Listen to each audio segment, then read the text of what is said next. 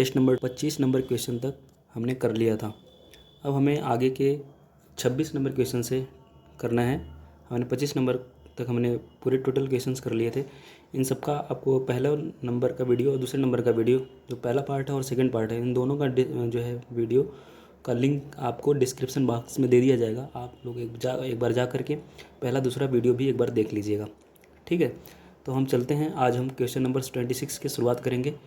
ये हमारा test number 2 का तीसरा पार्ट होने वाला है।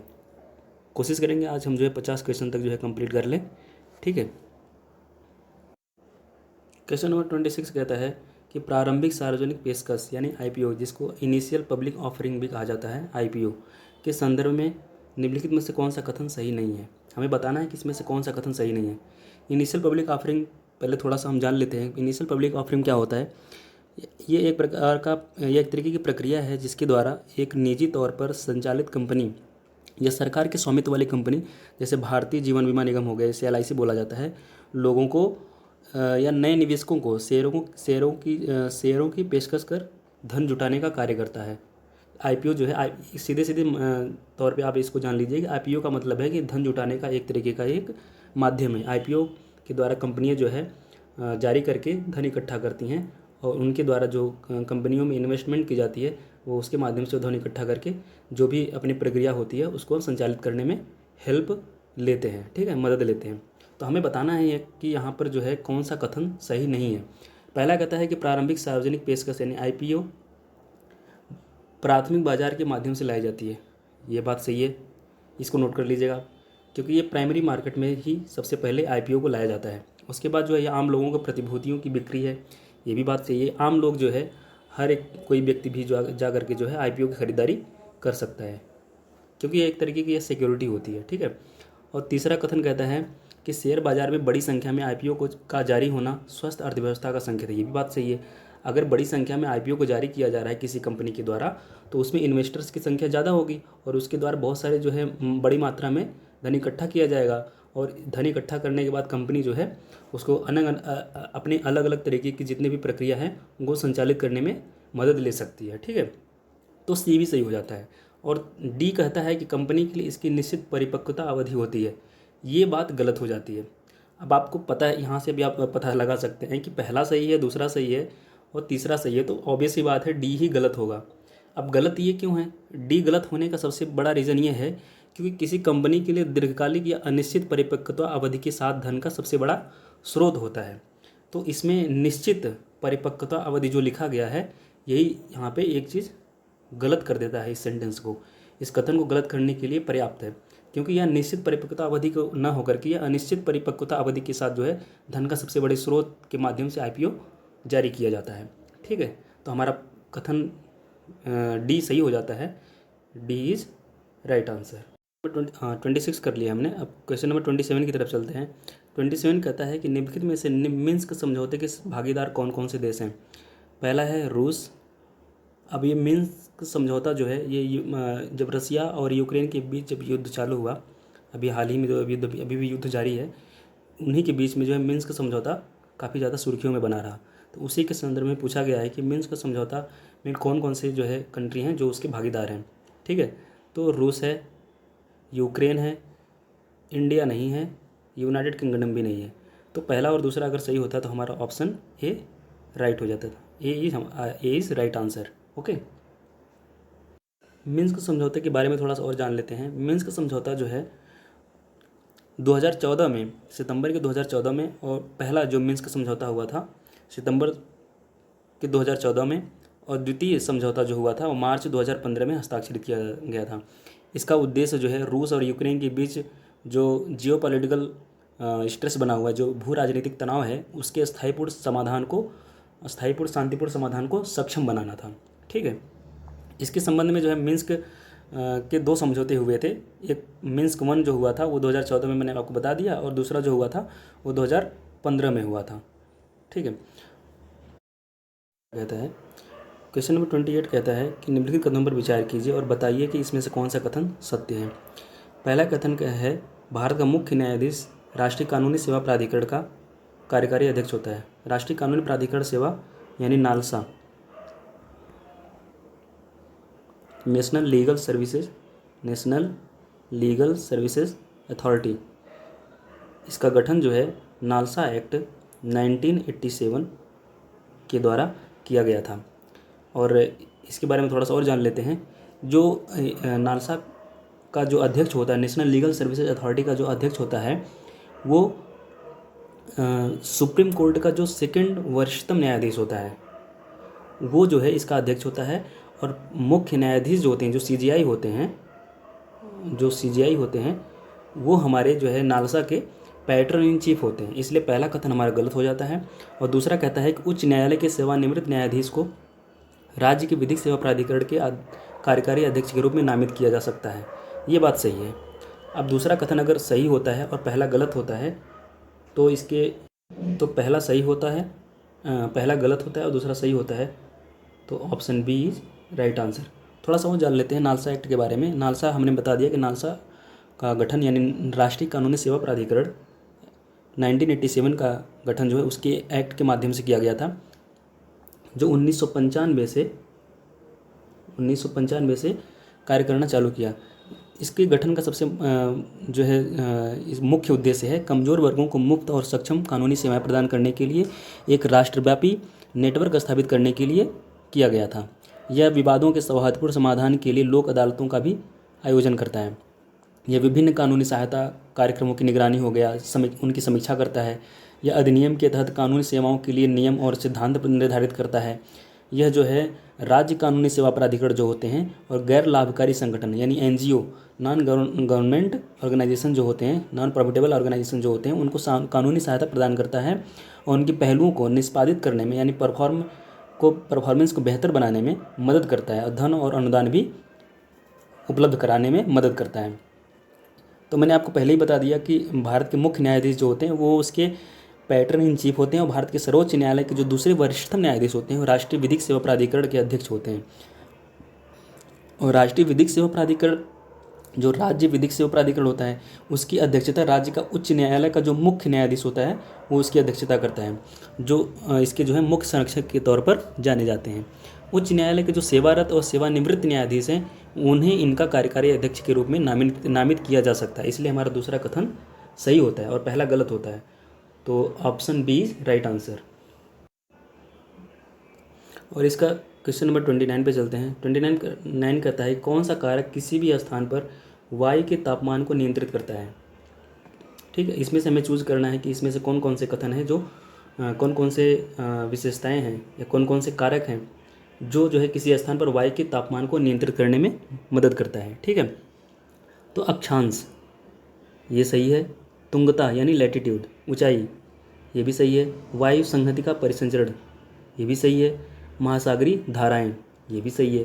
तो पहला, दूसरा, तीसरा, चौथा चारों सही होते हैं, तो हमारा option D is right answer. थोड़ा सा और जान लेते हैं। जैसे अक्षांश क्या होता है, अक्षांश के माध्यम से जो है कारक किसी स्थान पर वायु की तापमान को नियंत्रित कैसे करता है। अक्षांश किसी स्थान का तापमान उस स्थान द्वारा प्राप्त सूर्यातप पर निर्भर करता है। ठीक है, सूर्यातप अक्षांश के अनुसार बदलता रहता है, इसलिए तापमान भी उसी के अनुसार बदलता रहता है। ठीक है, और तुंगता यानी लैटिट्यूड यानी ऊंचाई, तो ये लैटिट्यूड नहीं अल्टीट्यूड। ओके, तुंगता को बोला जाता है अल्टीट्यूड। इसका क्या महत्व होता है, वायुमंडलीय पार्थिव विकिरण जो होती है उसके द्वारा नीचे की परतों में पहले हवा को गर्म करता है। यही कारण है कि समुद्र तल के पास के अधिक ऊंचाई पर स्थित स्थानों की तुलना में अधिक तापमान रिकॉर्ड करे जाते हैं। अगर हम दूसरे शब्दों में आपको समझाना चाहें तो तापमान बढ़ने के साथ आमतौर पर मतलब तापमान की जो तीव्रता है बढ़ने के साथ में आमतौर पर ये घटते चला जाता है, और ऊंचाई बढ़ने के साथ तापमान की घटने की दर में सामान्य ह्रास दर कहा जाता है, जिसे नॉर्मल लैप्स रेट भी बोला जाता है। इसे बोला जाता है यह प्रति 1000 मीटर की ऊंचाई पर 6.5 डिग्री सेल्सियस होता है। यानी नॉर्मल लैप्स रेट अगर आपसे पूछे ये तो क्या होता है, नॉर्मल लैप्स रेट वह होता है जो प्रति 1000 मीटर की ऊंचाई पर 6.5 डिग्री टेम्परेचर को कम करते जाता है। जैसे जैसे हम 1000 मीटर की ऊंचाई पर प्रति 1000 मीटर ऊंचाई पर बढ़ते जाते हैं, ये 6.5 डिग्री टेम्परेचर में कमी करते जाता है। ठीक है, तो हमारा ऑप्शन डी जो है राइट आंसर हो जाता है। ओके, क्वेश्चन नंबर 30 पे चलते हैं। क्वेश्चन नंबर 30 कहता है कि निम्नलिखित में से कौन सा कथन सही है। हमें बताना है कि इसमें से कौन सा कथन सत्य है। ठीक है, पहला लिखा है महासागरीय पर्वतीय चट्टानें महाद्वीपीय पर्वतीय चट्टानों से पुरानी हैं। और दूसरा कहता है कि मध्य महासागरीय कटक के साथ ज्वालामुखी उद्गार सामान्य है। महासागरीय पर्वतीय से निर्मित जो चट्टानें हैं और महाद्वीपीय पर्वतीय से निर्मित जो चट्टानें हैं, इसके संदर्भ में अगर हम थोड़ा सा जाने तो सागरीय पर्वतीय की चट्टानें जो है महाद्वीपीय पर्वतीय की चट्टानों की अपेक्षा अधिक नई हैं। ठीक है, तो इसलिए हमारा पहला कथन तो सीधा सीधा गलत हो जाता है। अब ऐसा क्यों है? क्योंकि महासागरीय पर्वतीय की चट्टानें जो हैं कहीं भी 200 मिलियन वर्ष से अधिक पुरानी नहीं है, 200 मिलियन वर्ष से अधिक पुरानी नहीं है। और जबकि कुछ महाद्वीपीय जो चट्टानें हैं वो 3200 मिलियन वर्ष पुरानी हैं।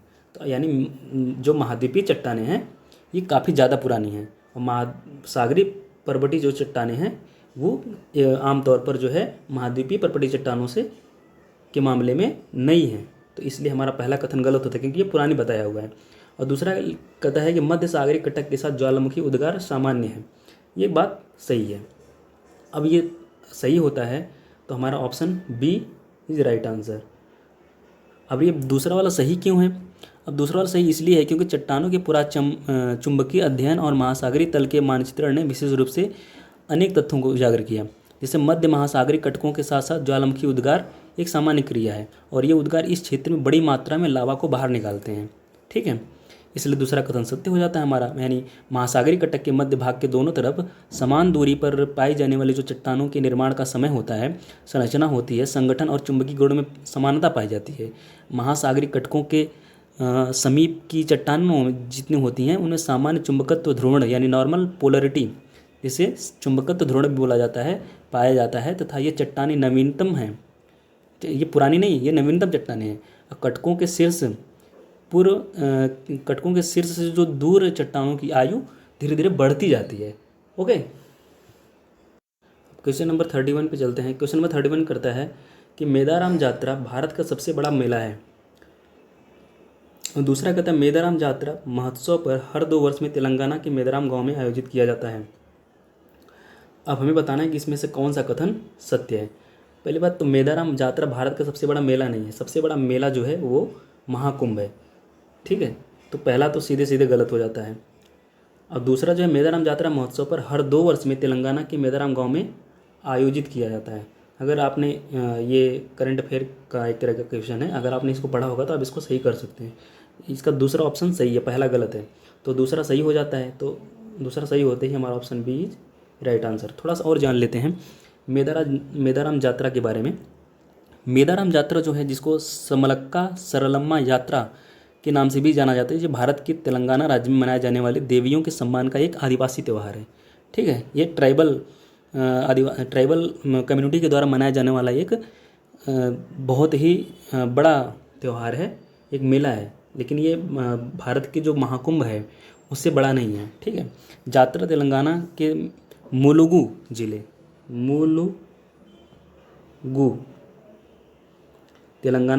जिले के तड़वई मंडल के मेदाराम में शुरू होता है और यह हर 2 वर्ष में आयोजित किया जाता है, इसलिए दूसरा कथन सत्य होता है।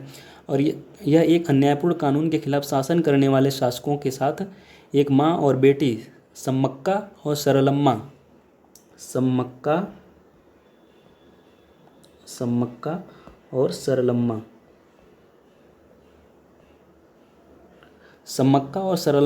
की लड़ाई को याद दिलाता है। ऐसा माना जाता है कि कुंभ मेले के बाद मेदाराम यात्रा देश में भक्तों की सबसे बड़ी संख्या को आकर्षित करने वाला सबसे बड़ा मेला है।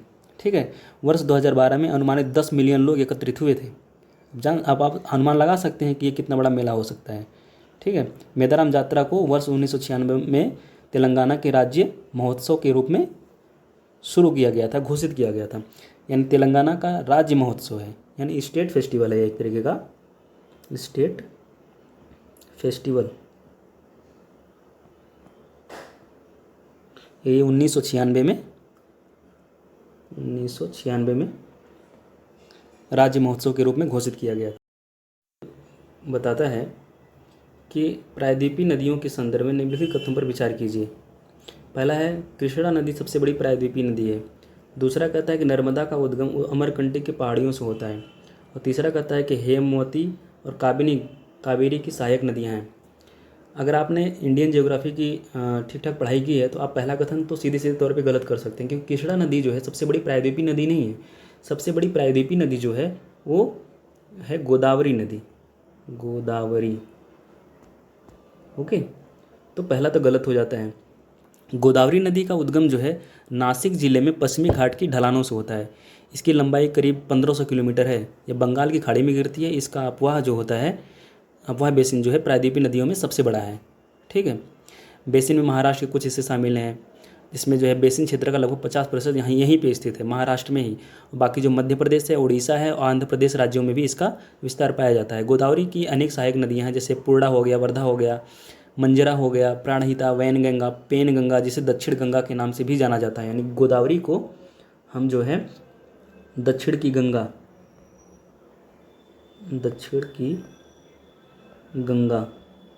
भी कहते हैं।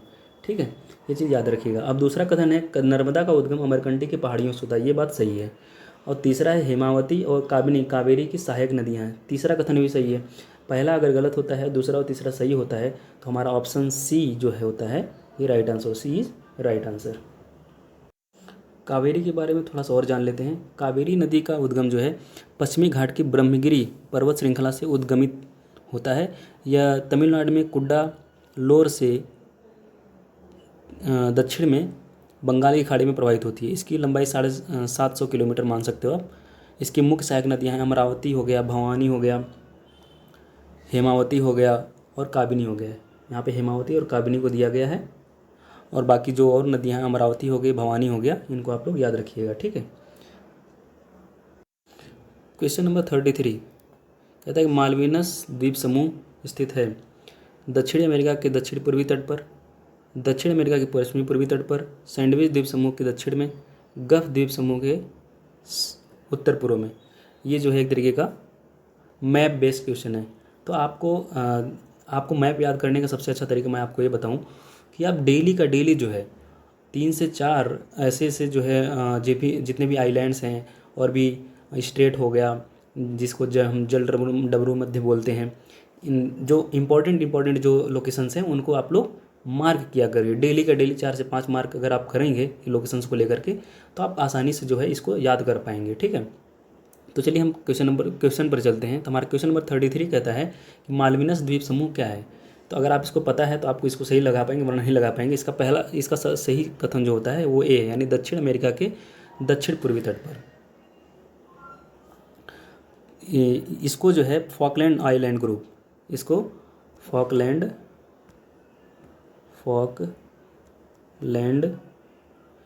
द्वीप समूह भी बोला जाता है। इसे स्पेनिश आइलास या माइलविनास भी बोला जाता है। इसे दक्षिणी अटलांटिक महासागर में यूनाइटेड किंगडम का आंतरिक स्वशासी समुद्र पारी क्षेत्र है। यानी यह जो है अर्जेंटीना और यूनाइटेड किंगडम के बीच एक विवादित क्षेत्र के रूप में जो है न्यूज़ में काफ़ी बना हुआ था, इसलिए इसके बारे में पूछा गया है। तो ये मालविनस आइलैंड ग्रुप जो है अर्जेंटीना और यूनाइटेड किंगडम के द्वारा एक आपस में जो है एक दूसरे की क्लेम किया जाता था कि हमारा जो है आइलैंड है, और अर्जेंटीना बोलता है कि हमारा आइलैंड है, जबकि यूके इस पर अभी अपना आधिपत्य जमाया हुआ है। ठीक है, तो 33 का ए हो जाता है दक्षिण अमेरिका के दक्षिण पूर्वी तट पर। ओके, अब एक क्वेश्चन नंबर 34 कहता है कि लोकपाल के संदर्भ में निम्नलिखित कथनों पर विचार कीजिए और हमें बताना है कि इसमें से कौन सा कथन सही है। पहला कथन कहता है कि लोकपाल एक बहु सदस्यीय निकाय है, और दूसरा लिखा है सदस्यों की नियुक्ति राष्ट्रपति द्वारा चयन समिति की सिफारिश पर की जाती है। पहला कथन तो सत्य है, ये बहुसदस्यीय निकाय यानी इसमें टोटल 8 सदस्य होते हैं। ठीक है, और दूसरा सदस्यों की नियुक्ति राष्ट्रपति द्वारा चयन समिति की सिफारिश पर किया जाता है। दूसरा कथन भी सही है। पहला और दूसरा अगर सही होता है तो सी इज राइट आंसर। ओके, थोड़ा सा और जान लेते हैं लोकपाल के संदर्भ में। लोकपाल तथा लोकायुक्त अधिनियम जो है 2013 में पास किया गया था। इसी के माध्यम से जो है हमें लोकपाल जो है केंद्र के लिए और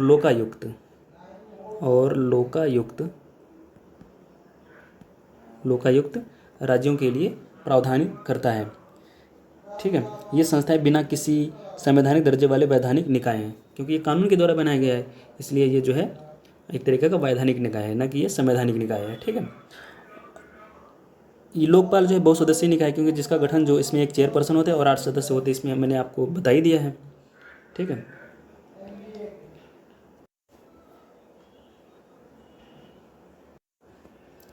लोकपाल संस्था का जो चेयरमैन होता है, जो अध्यक्ष होता है, उनका कार्यकाल 5 वर्ष या 70 वर्ष, इसमें से जो भी पहले होता है वो मान्य होता है, और सदस्यों की नियुक्ति चयन समिति की सिफारिश पर राष्ट्रपति द्वारा की जाती है। ये मैंने आपको जो है दूसरे कथन से ही बता दिया, और दूसरा सही है, पहला सही है, सी सही है। तो थोड़ा सा और जानकारी लेते हैं। इसमें चयन समिति में कौन कौन से होते हैं? प्रधानमंत्री होता है जो अध्यक्ष के तौर पर कार्य करता है, लोकसभा का अध्यक्ष होता है, लोकसभा में विपक्ष का नेता जो होता है वो शामिल होता है, भारत के मुख्य न्यायाधीश या उनके द्वारा नामित कोई दूसरा न्यायाधीश जो प्रख्यात न्यायाधीश होता है, उनके द्वारा एक गठित समिति के द्वारा निर्धारित किया जाता है कि लोकपाल में कौन कौन से सदस्य, कौन कौन लोकपाल में शामिल होंगे। ठीक है। क्वेश्चन नंबर 35 पे चलते हैं। इसमें जेट स्ट्रीम के बारे में पूछा गया है। जेट स्ट्रीम वहाँ विकसित होते हैं जहाँ अलग अलग तापमान की वायु राशियाँ मिलती हैं, और शीत उपोष्ण कटिबंधीय पश्चिमी जेट स्ट्रीम पूरे पश्चिम और मध्य एशिया में पश्चिम से पूर्व की ओर बहती है। पहला कथन भी सही है, दूसरा भी कथन सही है। अगर आपने ठीक ठाक पढ़ाई की है ज्योग्राफी की, तो आप अच्छा खासा जो है इसको आसानी से मार्क कर सकते हैं कि इनमें से कौन सा कथन सही होगा। तो पहली बात तो यहाँ पे दोनों कथन सही हैं, तो पहला कथन दूसरा कथन दोनों सही होते ही हमारा option C is right answer हो जाता है। जेट स्ट्रीम के बारे में थोड़ा सा और जान लेते हैं। जेट स्ट्रीम जो है एक भूस्थैतिक वायु है जो क्षोभमंडल की ऊपरी परतों के माध्यम से 20,000 से 50,000 फीट की ऊंचाई पर आमतौर पर पश्चिम से पूर्व की ओर क्षैतिज रूप से बहती है। जेट स्ट्रीम वहाँ विकसित होती है जहाँ अलग अलग तापमान की वायु राशियाँ मिलती हैं। ठीक है। ये तो पहला कथन ही हमारा है, इसलिए आमतौर पर सतह का तापमान निर्धारित करता है कि जेट स्ट्रीम कहाँ पर बनेगी। तापमान में जितना अधिक अंतर होता है, जेट स्ट्रीम के अंदर हवा का वेग उतना ही तेज होता है। जेट स्ट्रीम जो है दोनों गोलार्धों में 20 डिग्री अक्षांश से ध्रुवों के मध्य 7.5 से लेकर के 14 किलोमीटर की ऊंचाई के बीच मौजूद होती है। जेट स्ट्रीम के कई प्रकार होते हैं, इसमें उपोष्ण कटिबंधीय जेट स्ट्रीम हो गया जो सर्दियों और शुरुआती बसंत में ये विकसित होती है, और एक होती है उपोष्ण कटिबंधीय पूर्वी जेट स्ट्रीम। ये एक अस्थायी जेट स्ट्रीम है जो ग्रीष्मकाल में दक्षिण एशिया के ऊपर बहती है। और एक होती है ध्रुवीय वाताग्र जेट स्ट्रीम जो ध्रुवों के ऊपर समताप मंडल से होकर के गुजरती है या उपध्रुवीय निम्न वायुदाब पेटी के ऊपर अभिसरण क्षेत्र में उपस्थित होती है। सर्दियों में जो उपोष्ण कटिबंधीय जेट स्ट्रीम होती है, ये शीत उपोष्ण कटिबंधीय पश्चिमी जेट स्ट्रीम पूरे पश्चिम और मध्य एशिया में पश्चिम से पूर्व की ओर बहती है। यह हिमालय पर्वतमाला तिब्बती पठार द्वारा विभाजित हो जाती है। एक शाखा उत्तर के पठार से समानांतर चलती है, और जबकि दूसरी हिमालय के दक्षिण में पूर्व की ओर चलती है। जो पश्चिमी विक्षोभ होता है जो सर्दियों में भारतीय उपमहाद्वीप में प्रवेश करता है, इन पश्चिमी हवाओं द्वारा लाया जाता है। दक्षिणी शाखा जो होती है हिमालय पर्वतमाला के दक्षिण में 25 डिग्री उत्तरी अक्षांश के साथ बहती रहती है। ठीक है, चलिए आगे बढ़ते हैं।